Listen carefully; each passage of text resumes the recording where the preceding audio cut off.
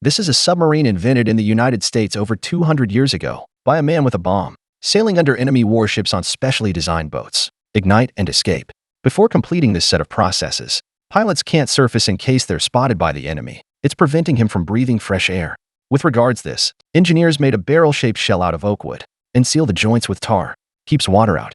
The driver only needs to fill the tanks with water through a valve. I can sink the submarine to 6 meters below the surface. There's a waterproof explosive on the back of the submarine. He tied a rope to the drill. When the pilot arrives under the enemy warships, the drill will hold the explosives to the bottom of the boat. However, the driver tried everything.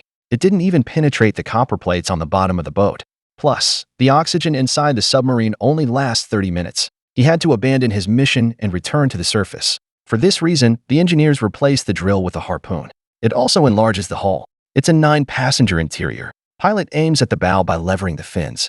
The remaining 8 sailors crank together. Whip until we hit an enemy ship. You'll harpoon it, then detonate the mine and sink the target. The design, while giving the submarine high maneuverability, but he still needs to crash his way to the target. It makes him easy to spot by the enemy. So the engineer put a can of compressed air into the torpedo. When the torpedo is fired, the internal compressed air valve will open. The air is then released to drive the 2 pistons to power a torpedo, but the bubbles released by compressed air. It's easy to give away a torpedo, enables enemies to dodge attacks in advance. For this reason, engineers had to make the weapon's power source switch to a smaller engine. He needs a very large battery to power it. This resulted in the torpedo being over 7 meters long, and a submarine can't carry enough torpedoes. We'll have to build bigger. The submarine is too big. We'll run out of fuel soon. So engineers built a submarine designed to carry fuel. It can hold 400 tons of oil inside whenever the other submarines need refueling, and it will surface. Then the crew drag the fuel line to refuel the submarine.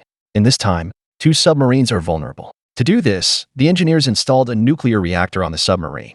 It can utilize the energy released by the atoms, heat the water to over 250 degrees, and generate steam. The steam is then piped into the turbine unit. Spin, driving a huge gearbox, then drive the propeller to provide a constant flow of power to the submarine. Because of the size of the nuclear reactor, the submarine had to expand its size to over 100 meters. As the space gets bigger, increased number of crew members to be carried. The submarine is starting to run out of oxygen. For this reason, engineers took the oxygen generator on the space station. It was installed inside the submarine. It can use electricity to break down water into oxygen and hydrogen. The machine can produce 4,000 liters of oxygen per hour. All this oxygen is piped into the chambers.